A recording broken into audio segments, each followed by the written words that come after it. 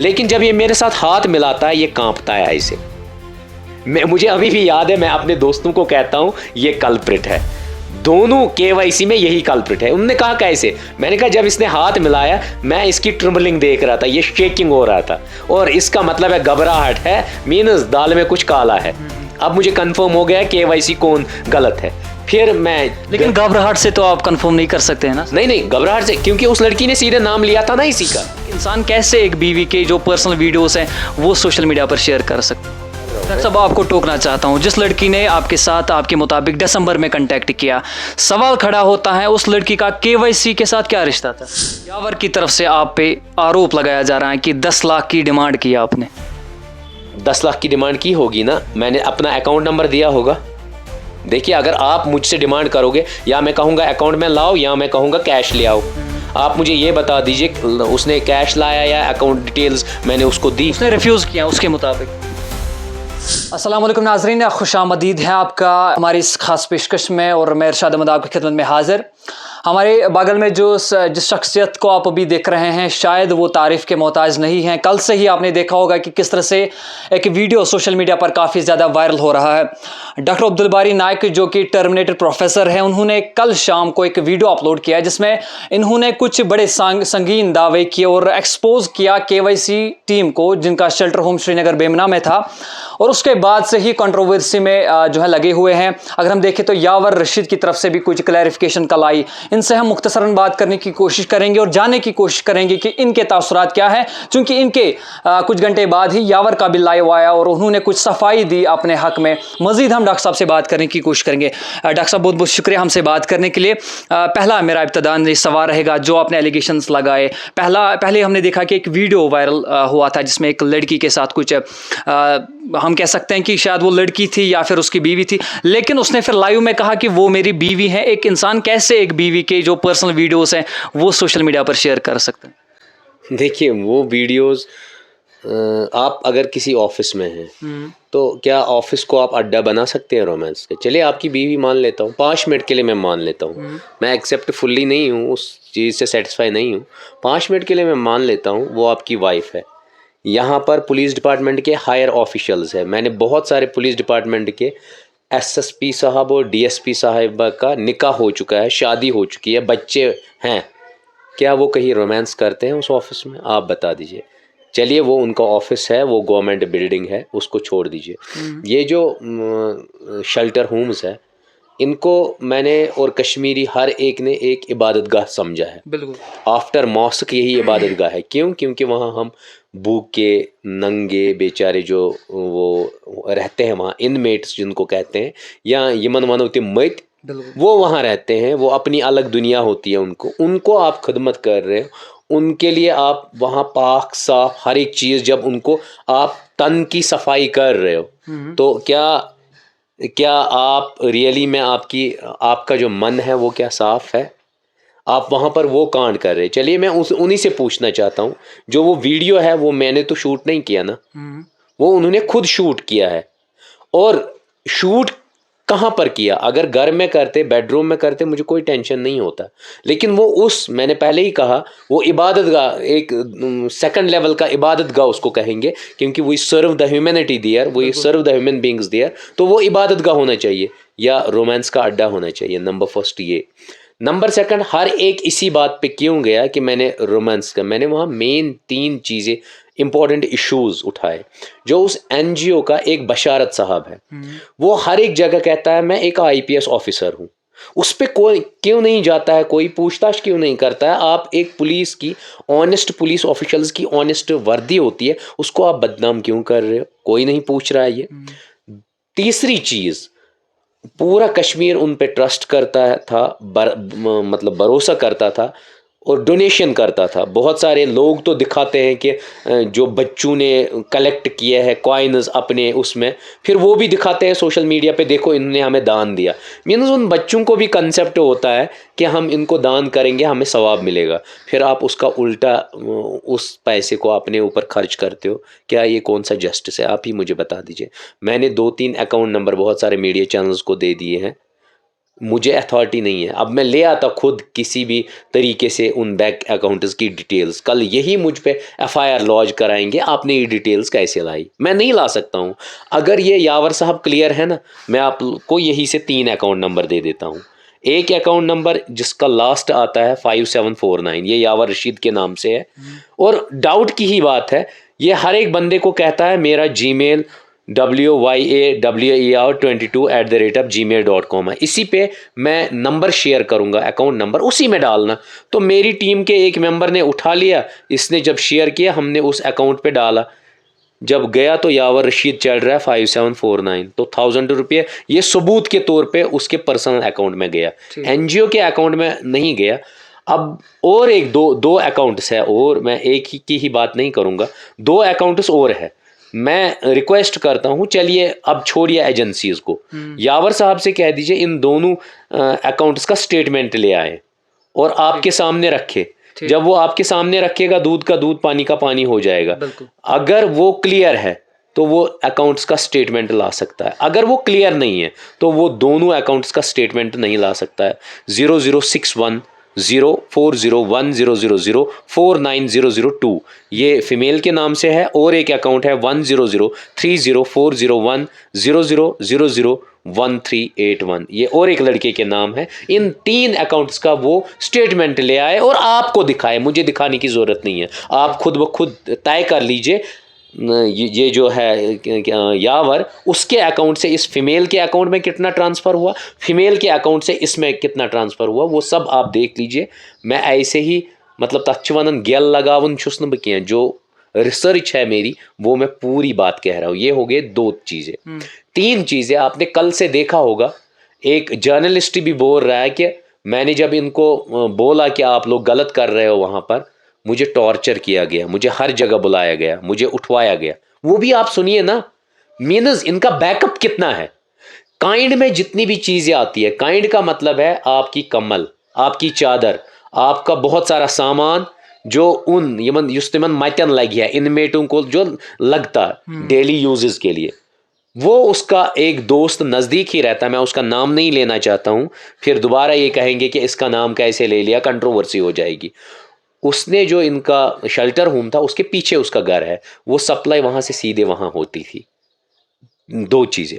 तीसरी चीज़, सबसे इंपॉर्टेंट चीज़ जो है, जिस चीज़ के लिए हमने उस शेल्टर होम को बनाया, क्या वो प्रैक्टिकली होता है? वो जल्दी बाल काटते थे किसी के, मैं ऐसे ही हवा में बात नहीं कह रहा हूँ। आप आज देखिए, किसी ने पुलवामा से चढ़ाया कि मेरे अब्बू का उन्होंने बाल काटे, फिर उसको इन्फेक्शन हो गया, फिर हमने कहा आपको इतना डोनेशन आ गया लोगों का, हमें दे दो, हम इस पे खर्चा करेंगे मेरे अब्बू पे। उसने डिनाई किया। ये मैं नहीं कह रहा हूँ, ये वो सीधे इंटरव्यू में कह रहा है किसी चैनल पे। ठीक। तीसरा, मेरे पास रिसर्च किया था, 4 इनमेट्स जो वहाँ यम मत आसन शेल्टर होमस मज, यमन तुलन, यमन रात क्युत सन त्रयित कुन ते हाईवेस मज। आप मुझे बता दीजिए, क्या आपसे मैं क्वेश्चन करना चाहता हूँ, यावर से मैं क्वेश्चन करना चाहता हूँ, क्या आप, अगर आपका मेंटली अनसाउंड अब्बू होंगे या दादा होंगे, दादी होगी, क्या आपको उसको रात के 3 बजे 2 बजे उठा के सड़क पे फेंक दोगे?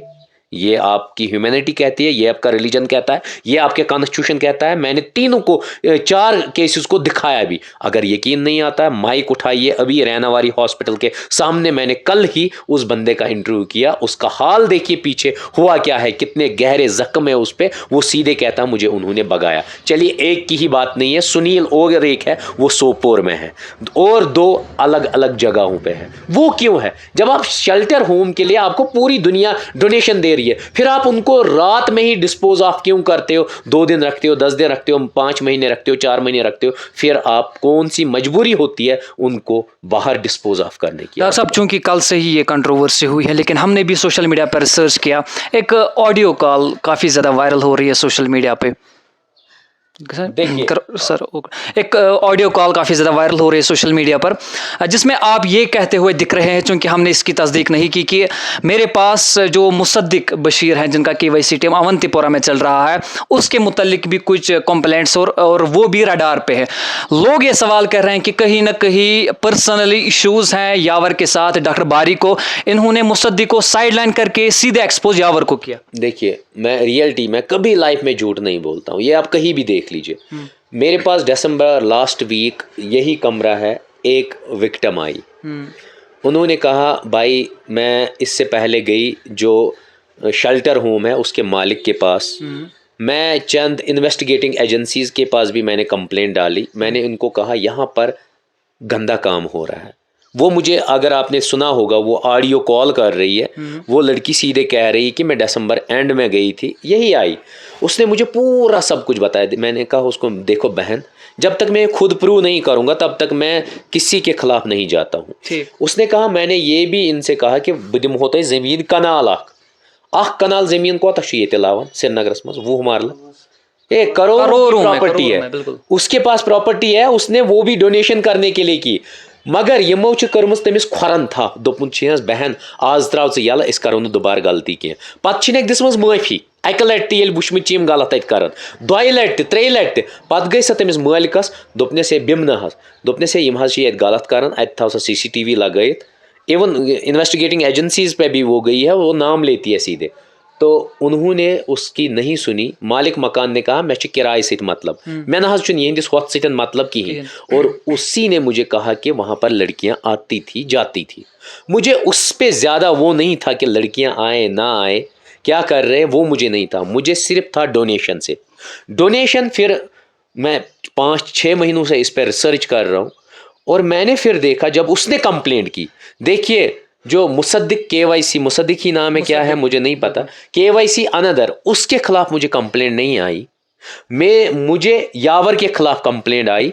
मैंने उस बहन का सुना, मैंने उस बहन का जो उसको सस्पिशियस माइंड में चीज़ें थी, वो या वो झूठ बोल रही थी या सच बोल रही थी, उसी को मैंने प्रूव किया। मुसद्दिक के खिलाफ कोई कंप्लेंट आएगी मैं भी उस पर रिसर्च करूंगा, देखूंगा, बात खत्म। अब आप कहेंगे ये जो ऑडियो रिकॉर्डिंग क्या है, इसकी बात मैं करूंगा। इसके बाद क्या हुआ, इसके बाद आपको पता है मैं जेल हुआ था 15 दिन। 15 दिन के बाद जब मैं आ गया, उसके बाद मुझे एक जर्नलिस्ट कॉल करती है, कह रही है मैं इनके इस शेल्टर होम में जाऊंगी, मैं खुद देखूंगी। मैं तब भी उसको कहता हूँ नहीं यार, ये रडार पे है, मैंने बहुत कुछ डिग आउट किया है, ये गलत है। वो जाती है यहाँ पर, वो स्टोरी भी करती है, वो भी उस पर होगी, वो स्टोरी करती है, वो इनका सपोर्ट करती है, कहती है मुझे कुछ नहीं दिखा। उसको मैंने ही कहा था वहाँ जाओ देखो। जब वो वहाँ से वापस आती है वो कहती है इनको छोड़ दो, ये नहीं है, गलत वलत नहीं है। मैंने कहा नहीं, मैं अपना काम तो करूँगा, क्योंकि मुझे एक बहन आई, उसने मुझे ड्यूटी दे दी और मैं अल्लाह ताला तम जवाब दून पागा कि किसी ने आप तक आवाज़ पहुँचाई थी, आपने एक्ट नहीं किया। फिर टाइम हो जाता है, ये मुझे अचानक फैब के महीने में मिलता है, इसमें क्या नाम है, इसमें सुपर स्पेशलिस्ट हॉस्पिटल सीढ़ियों के पास। मैं कोई भी बात आपको ना झूठ नहीं बोलूँगा। सुपर स्पेशलिस्ट हॉस्पिटल, मेरे फ्रेंड 2-3 होते हैं साथ में। ये आता है, ये सलाम करता है, मैं नहीं पहचानता हूँ। ये कहता मैं यावर KYC। जब ये कहता KYC, मुझे माइंड में आता है KYC, आप तो मेरे रडार पे हो। और अगर ये चीज़, और एक पॉइंट बताऊं, आज से 8 महीने पहले मैंने 2-3 ऑर्गेनाइजेशंस पे टैग किया था। मैंने कहा you people are on my radar, आप मेरे रडार पे हो। इसका मतलब है आप अवेयर रहो, गलत मत करो। उसमें यावर का भी नाम था, उसमें KYC यावर क्लियरली मैं लिख लेता हूँ, मैं KYC उसमें लिख लेता हूँ। तो दोनों KYC को शक होता है कि यहाँ मैं रडार पे हूँ, और एक ऑर्गेनाइजेशन है यहाँ पर मास मैरिजेस और भी बहुत सारी, तो उनको भी हिंट देता हूँ इनडायरेक्टली, आप रडार पे हो, सोच समझ के हर एक चीज़ करना। ये मैं 8 महीने पहले करता हूँ। जब मैं किसी को वार्न कर लेता हूँ ये गलती मत करना, फिर उसको मैं क्या डिमांड कर सकता हूँ, ये आगे फिर मैं क्लियर करूँगा। उसके बाद ये यावर मुझे मिलता है, ये कहता मैं यावर हूँ। मैं कहता हूँ आप रडार पे हो, चलो मैं आपके साथ फ़ोटो खींचूंगा। वो फ़ोटो इसने वायरल भी की है मेरे साथ। मैं कहता हूँ फ़ोटो खींचूंगा, ये कभी वायरल मत करना, ये किसी प्लेटफॉर्म पे मत चढ़ाना जब तक मैं कन्फर्म ना करूं तुम रडार पे हो, तुम सही हो या गलत हो। इसने कहा ठीक है। लेकिन जब ये मेरे साथ हाथ मिलाता है, ये कांपता है ऐसे। मुझे अभी भी याद है, मैं अपने दोस्तों को कहता हूं ये कल्प्रिट है, दोनों KYC में यही कल्प्रिट है। उन्होंने कहा कैसे, मैंने कहा जब इसने हाथ मिलाया मैं इसकी ट्रिम्बलिंग देख रहा था, ये शेकिंग हो रहा था, और इसका मतलब है घबराहट है, मीनस दाल में कुछ काला है। अब मुझे कंफर्म हो गया KYC कौन गलत है। फिर मैं, लेकिन घबराहट से तो आप कंफर्म नहीं कर सकते हैं ना? नहीं घबराहट से, क्योंकि उस लड़की ने सीधे नाम लिया था ना इसी का। लड़की ने सीधे, वो काम कर रही थी इनके KYC में, वो काम कर रही, फिर मेरे पास आ गई। मैंने कहा हाँ ये तो है अब, क्योंकि एक ने मुझे क्ल्यू दे दिया, फिर प्रूव हो गया, और बहुत सारी एविडेंस मुझे मिली थी। फिर क्या हुआ, ये चला गया। उसके बाद वो जर्नलिस्ट मेरे पास रिसेंटली आती है, लेकिन उसने फ़ोन ऑन रखा था, इसके साथ वो कन्वर्सेशन कर रही थी, वो यहाँ पर बैठी, उसने मुझे इशारा किया होगा, मुझे समझ नहीं आया उसका इशारा कि कोई लाइन पे है, मैंने नॉर्मली ले लिया। उसने कहा कि यावर ऐसे ऐसे, मैंने ऐसे फ़ोन उठाया, मैंने पूरा उसको दिखाया हर एक चीज़। मैंने कहा आप मुझे बता दीजिए मैडम, क्या ये छोड़ने लायक है? कहा नहीं।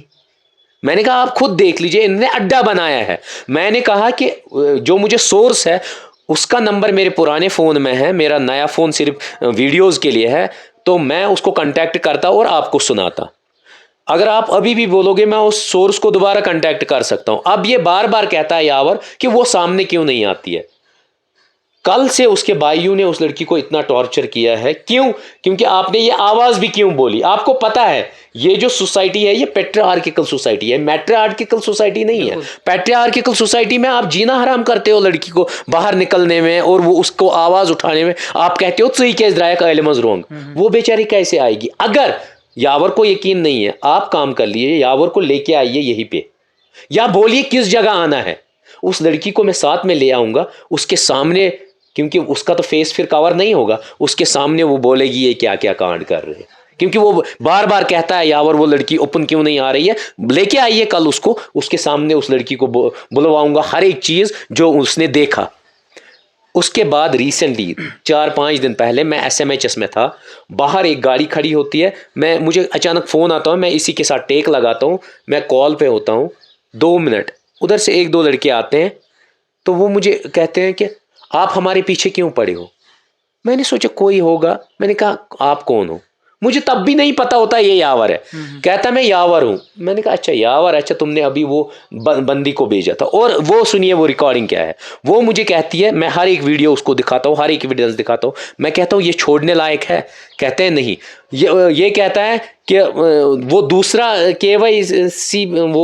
KYC भी है रडार पे। मैंने कहा उसी से, यावर से पूछो, आपको भी पता होगा वो है कि नहीं है। मैंने कहा चंद एविडेंस मुझे होंगे किसी के, मैं ये नहीं कहता हूं किसके हैं, मैं कहता हूं चंद एविडेंस मुझे किसी के होंगे, लेकिन आप बताओ ये यावर छोड़ने लायक है। वही कन्वर्सेशन वो रिकॉर्ड करता है, उसमें मैं क्लियरली कहता हूं मैं कभी भी नहीं छोड़ सकता हूं इसको। ये गंदा काम भी करता है, ये फंड्स का एम्बेजलमेंट करता है, ये उन इनमेट्स को मारता है। मैं उसको सीधे बोलता हूं क्या ये छोड़ने लायक है, वो कहती है नहीं।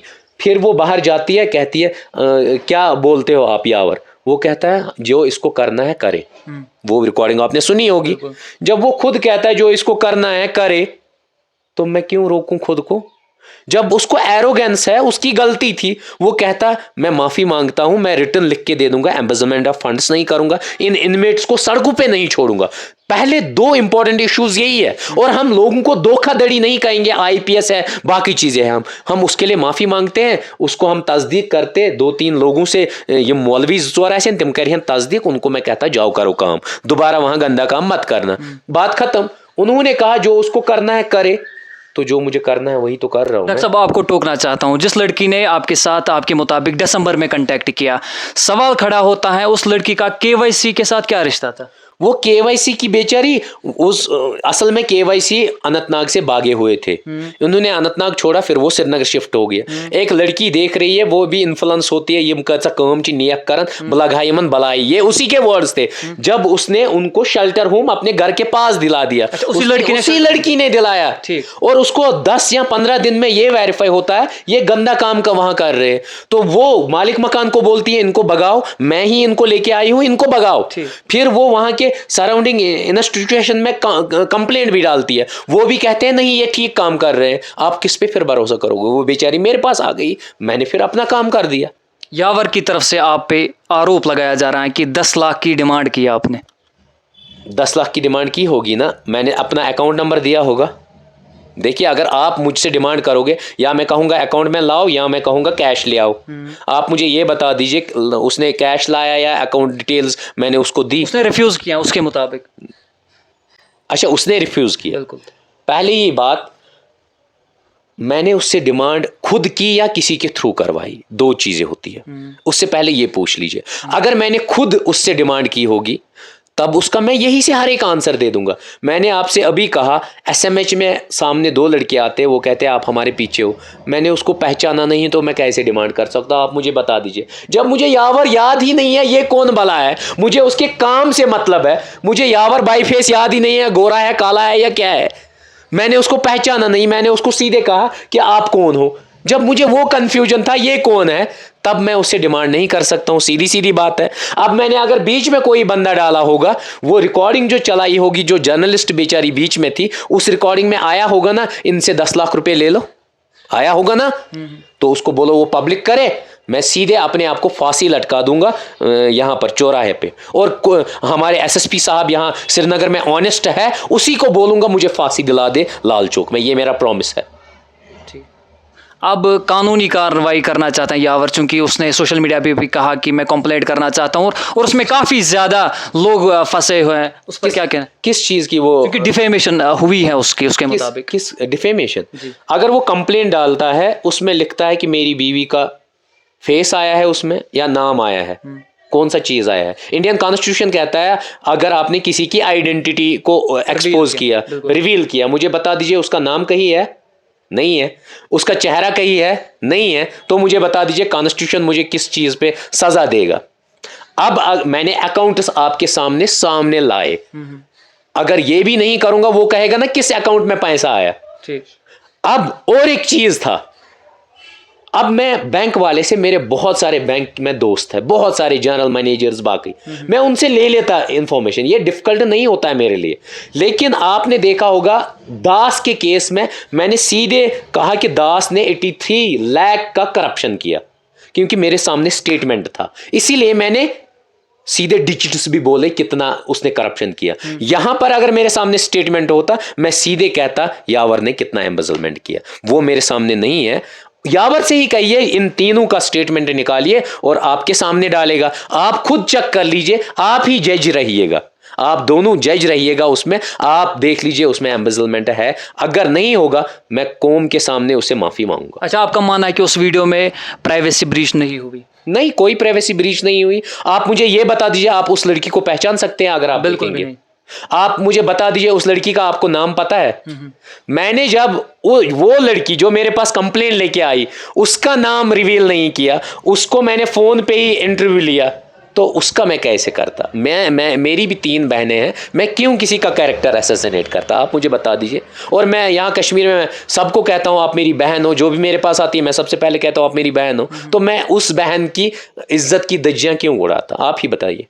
अब उसका एक कसूर है, वो उसके भी अकाउंट में पैसा आया है, पूछ लीजिए यावर से, वो खुद बताएगा। ठीक, चलिए शुक्रिया हमसे बात करने के लिए। थे हमारे साथ डॉक्टर अब्दुल बारी नाइक। फिलहाल इसी रिपोर्ट के साथ अपने मेज़बान इरशाद अहमद को दीजिए इजाज़त। अल्लाह हाफिज़।